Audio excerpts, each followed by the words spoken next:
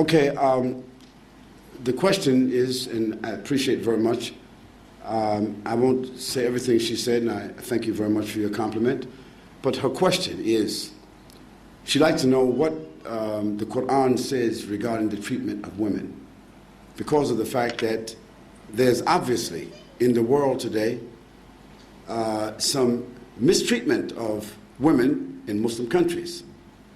On one count, I say to you, this is correct. I have visited about 23 countries that have major Muslim populations, and in some of those countries I have found that to be the case.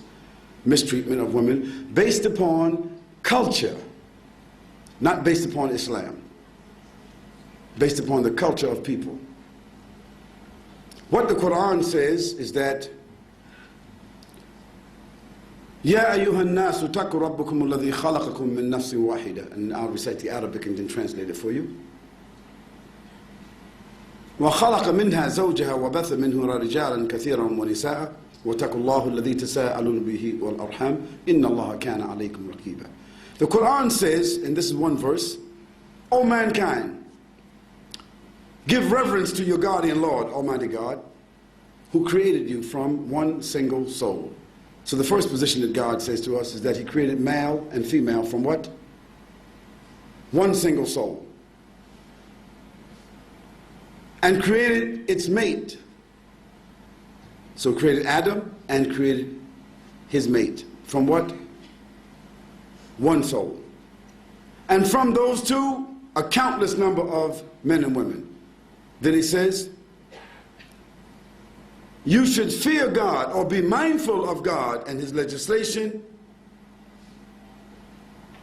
as regards to the demands that you make of one another. This means the demands that's made between the husband and wife or the people who are together. That means the basis of their relationship should be the legislation of God, not the legislation of men. And you should give reverence to the wombs that bore you life. Who is that? The mothers. So in this verse, God is telling us two things. One, that the relationship between the male and female, in terms of their essence, they are equal in the sight of God. That's number one. Equal in the sight of God. We don't say the same. They're not, evidently not the same. I mean, in the Western world, we are led to think that they are the same, and some men and women are undergoing operations to become the same. But they are not the same. The male and the female are not the same psychologically, they're not the same physiologically, and they don't have the same social roles. But they are equal in the sight of God. Then God goes on to say, fear Allah by whom you demand from each other your rights. So God says, be mindful of His legislation and His justice, by whom you demand your rights. What kind of rights? Marital rights, here it means. My rights as a husband doesn't originate from me. And my wife's rights as a woman, as a female, or as a wife, doesn't originate from herself. I'm not the one that gives her her rights. She's not the one that gives me my rights. The one that gives both of us our rights is the legislation of God. But then God says on top of that, for us men, to give reverence to the wombs that gave you life. Who is the wombs that gave us life? Our mothers.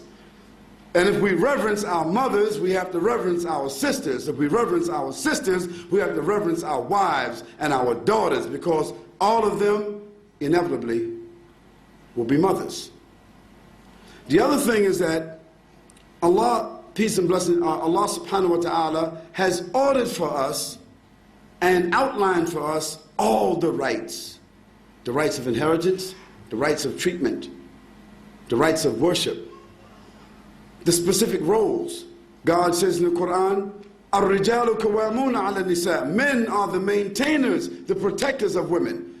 What this basically means is that in Islam, the woman doesn't have to work. She doesn't have to earn a living for herself. She doesn't have to.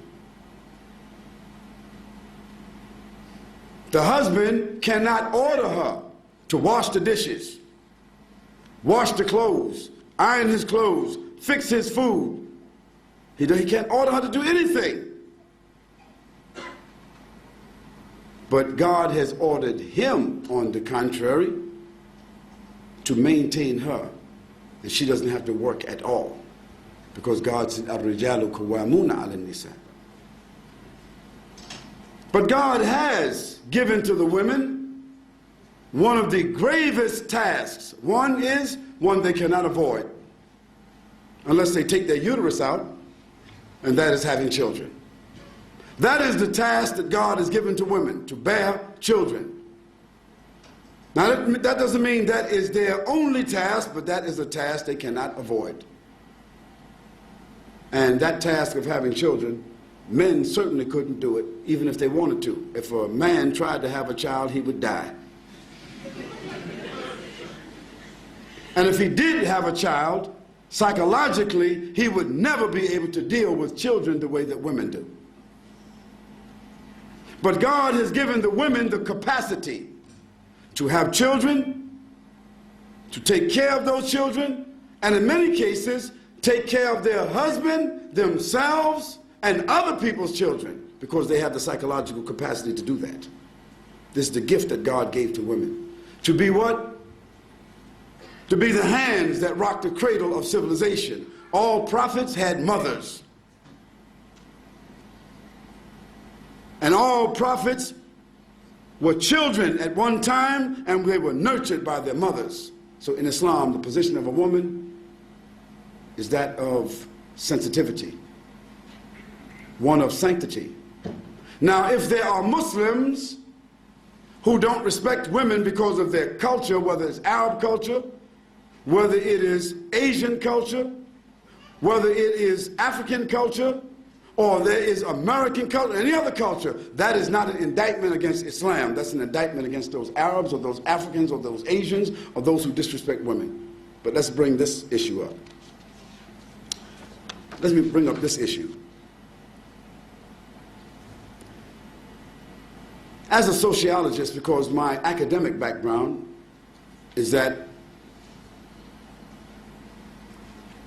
as a sociologist, there are a few statistics I want to share with you relative to the treatment of women. Now, you know, in the Western civilization, you know, we're always talking about how sophisticated we are, how principled we are, how educated we are, how civilized that we are, and therefore we want to go throughout the world straightening out everybody else's human injustices. But let's talk about the injustice. I'm going to give you a few statistics that might suggest that in Western civilization, there's a few fires that need to be put out before people start going other places putting out fires. Between the USA and the UK, I don't have the statistics for Australia, but I'm sure they would also be interesting to know.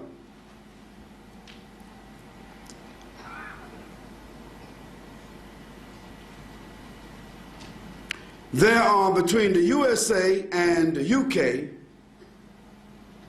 357,000 legal abortions every year.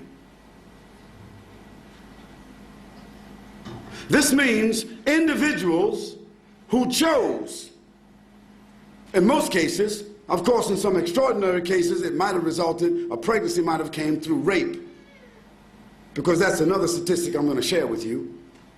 But in most cases, pregnancy that occurred as a result of the choice of two individuals who afterwards decided, maybe one of them decided, but decided afterwards they didn't want that child. So they aborted that child, and today,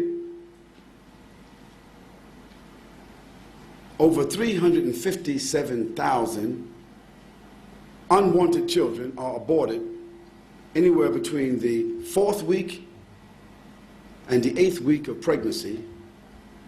And those are children, those are human beings. We know now from an embryological study that those are human beings. Yet they are killed and they are murdered because the human beings who entered this relationship decided that they don't want that responsibility, so they kill it so that they don't have to face that responsibility. That is an indecency. That is an immorality. That is a great oppression, not only against women, but against those children. And what kind of a psychology did that create for women who have, in the West, most women before they are 30 years old in the Western Hemisphere, they said that 3 out of 10 women between the USA and the UK, 3 out of 10 have at least 2 abortions before they're 30 years old.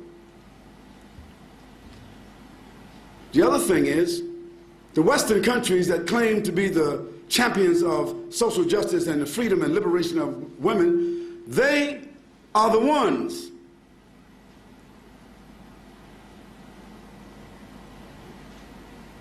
who promote and license 24 million women who prostitute themselves. Can you imagine that? 24 million women between the USA and the UK who have licenses to prostitute.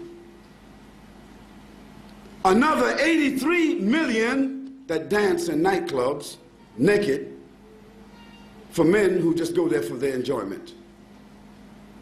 Does that sound like a civilized place? Does that sound like a civilized society? Does that sound like a society that has in their hearts the humanity for women?